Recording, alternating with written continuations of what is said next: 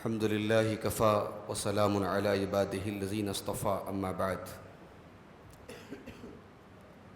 محترم حضرات،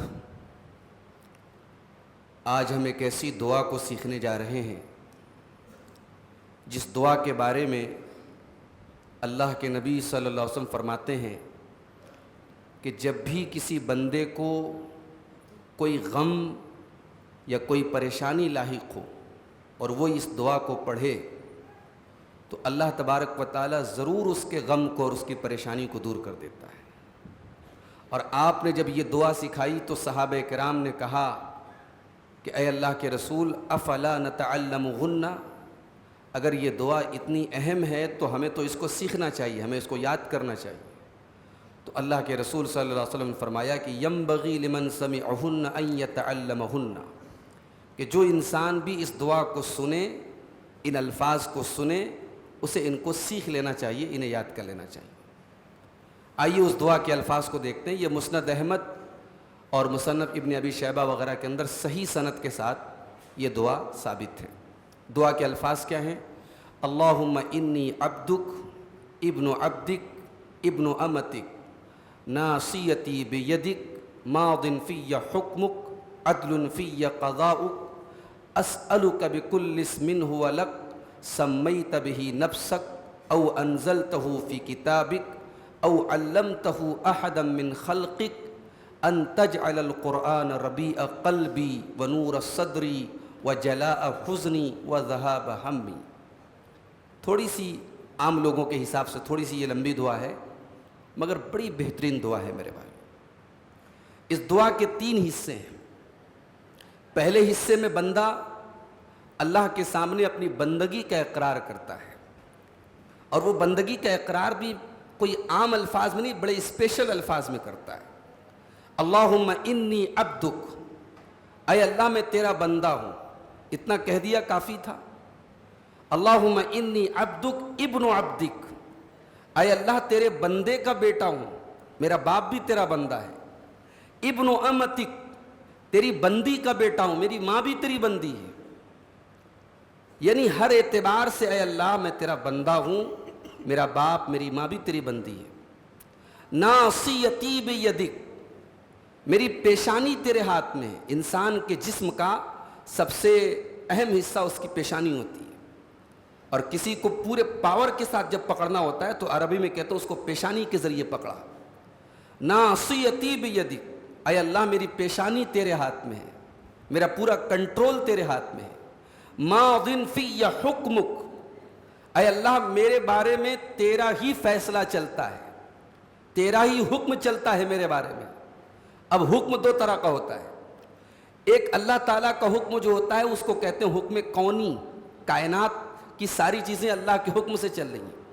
اور ایک حکم ہوتا ہے حکم شرعی، جیسے ہم نماز پڑھتے ہیں، روزہ رکھتے ہیں، یہ اللہ کی شریعت کا حکم ہے۔ تو بندہ کہہ رہا ہے ماضٍ فی حکمک، اے اللہ میرے بارے میں تیرا حکم چلتا ہے، حکم کونی بھی تیرا ہی چلتا ہے، حکم شرعی بھی تیرا چلتا ہے، میں ہر اعتبار سے تیرے حکم کا پابند ہوں۔ عدل فی قضاؤک، اور اے اللہ میرے بارے میں تیرا جو بھی فیصلہ ہے وہ عدل کے اوپر مبنی ہے، وہ جسٹس اور انصاف کے اوپر مبنی ہے۔ تیرا کوئی فیصلہ ایسا نہیں ہے جو غلط ہو، میرے بارے میں تیرا ہر فیصلہ انصاف اور عدل کے اوپر مبنی ہے۔ اب یہ ہو گئی، یہ دعا کا پہلا پارٹ ہو گیا، جس میں بندہ اللہ کے سامنے ہر طریقے سے اپنی بندگی کا اقرار کرتا ہے۔ اس کے بعد اب دعا کا دوسرا پارٹ آ رہا ہے۔ اس میں بندہ اللہ سے اللہ کے ناموں کا وسیلہ لگا کے دعا کرتا ہے۔ کل 6 پارے کی تفسیر میں یہ بات آئی تھی کہ اللہ کا وسیلہ تلاش کرو، اللہ کا قرب تلاش کرو۔ تو نوٹ کر لیجئے کہ اللہ کا وسیلہ یا اللہ کا قرب ہم 3 طریقے سے تلاش کر سکتے ہیں۔ اس میں ایک پہلا طریقہ یہ ہے کہ اللہ کے ناموں کا، اللہ کی صفات کا وسیلہ ہم لگا کے اللہ سے دعا کر سکتے ہیں۔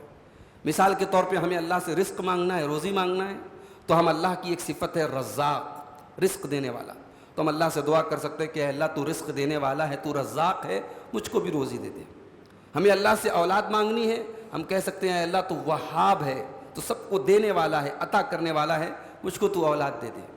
تو اللہ کے ناموں کا وسیلہ لگا سکتے ہیں۔ اسی طریقے سے اپنے نیک عمل کا وسیلہ لگا سکتے ہیں۔ اور وسیلہ کی تیسری جو جائز شکل ہے وہ یہ ہے کہ انسان کسی نیک انسان سے دعا کرا لے، زندہ انسان سے، اس سے جا کر کے دعا کرا لے. اس سے ڈائریکٹ دعا نہیں کرنا ہے، بلکہ اس سے انسان کہہ سکتا ہے کہ آپ میرے لیے دعا کرو، کسی بھی نیک انسان سے جو زندہ ہو. تو یہاں اس دعا کے اندر بندہ اپنی بندگی کا اقرار کرنے کے بعد کہتا ہے اسألک بکل اسم ھو لک، اے اللہ میں تجھ سے سوال کرتا ہوں ہر اس نام کے ذریعے جو تیرا نام ہے، سمیت بہ نفسک، چاہے وہ نام تو نے خود اپنا لیا ہو، او انزلتہ فی کتابک، یا اپنی کسی کتاب میں اتارا ہو، او علمتہ احدا من خلقک، یا اپنے کسی بندے کو تو نے سکھایا ہو، او استأثرت بہ فی علم الغیب عندک، یا وہ نام تو نے اپنے پاس علم غیب میں رکھا ہو. اللہ کے بہت سارے نام ایسے ہیں جو کسی کو نہیں پتا، اللہ کے غیب کے خزانے میں ہیں. تو اس دعا میں اللہ کے سارے ناموں کو انسان شامل کر لیتا ہے کہ اے اللہ جو نام تو نے اپنا لے لیا ہے، یا اپنی کتاب میں نازل کیا ہے، اپنے کسی بندے کو سکھایا ہے، یا علم غیب میں تو نے اپنے پاس رکھا ہے، ان تمام ناموں کے ذریعے اے اللہ میں تجھ سے سوال کرتا ہوں. اب تیسرا پارٹ آتا ہے، سوال کیا ہے؟ ان تجعل القرآن ربیع قلبی، اے اللہ تو قرآن کو میرے دل کی بہار بنا دے. دل کی بہار بنا دے کیا مطلب؟ یعنی دل کا سکون بنا دے، دل کا چین بنا دے. وَنُورَ صدری، اور میرے سینے کا نور بنا دے. وَجَلَاءَ حُزْنِی، اور میرے تمام پچھلے جتنے غم ہیں، جتنی ٹریجڈی میرے ساتھ ہوئی، جتنے حادثے میرے ساتھ ہوئے، جتنی پریشانیاں مجھے آئیں، سب کا علاج بنا دے. وَذَهَابَ ہَمِّی، اور مستقبل میں، فیوچر میں اگر کوئی غم مجھے ملنے والا ہے، ان سب کا بھی علاج تو بنا دے. تو قرآن کو تو میرے دل کا جو ہے کی بہار بنا دے، میرے سینے کا نور بنا دے، اور میرے ہر قسم کے رنج اور غم کا علاج بنا دے. یہ ہے دعا میرے بھائی. اس میں انسان اللہ سے یہ دعا کر رہا ہے کہ اے اللہ تو قرآن کو میرے غموں کا علاج بنا دے. کیا قرآن ہمارے غموں کا علاج ہے؟ یقیناً ہے. اللہ قرآن میں کہتا ہے کہ یہ قرآن جو ہے شفاء، یہ شفا ہے، یہ دلوں کی بیماریوں کی شفا ہے، یہ انسان کے روح کی بیماریوں کی شفا ہے، انسان کے غموں کا علاج ہے. تو یہ دعا بڑی پیاری دعا ہے، اور اس میں بندہ اللہ سے بڑے عجیب انداز میں کہہ سکتے ہیں ہم، یا بڑے پیارے انداز میں ہم کہہ سکتے ہیں، اللہ سے اپنے غموں کا علاج مانگتا ہے. اور اللہ کے نبی فرماتے ہیں کہ اگر کوئی اس دعا کو پڑھتا ہے تو اللہ تبارک و تعالیٰ ضرور اس کے رنج و غم کو دور کرتا ہے. تو تھوڑی سی یہ طویل دعا ہے، تھوڑی سی لمبی دعا ہے. اس کو آپ دعا کی کسی بھی کتاب میں سے اس کو یاد کر سکتے ہیں. بہت مشہور دعا ہے، آپ کو مل جائے گی. آپ انٹرنیٹ وغیرہ پہ بھی سرچ کریں گے تو یہ دعا آپ کو مل جائے گی. اس دعا کو ضرور میرے بھائیوں ہم یاد کر لیں، اور اس کو اپنی دعاؤں میں ہم شامل کر لیں. اور جب ہمیں محسوس ہو کوئی ٹینشن، کوئی غم، کوئی تکلیف، تو ہم ضرور اس دعا کو پڑھیں. اللہ کے رسول صلی اللہ علیہ وسلم کی گارنٹی ہے، آپ کا فرمان ہے کہ بندہ اگر اس دعا کو پڑھتا ہے تو ضرور اللہ تعالیٰ اس کی مصیبتوں کو، اس کی پریشانیوں کو دور کر دیتا ہے.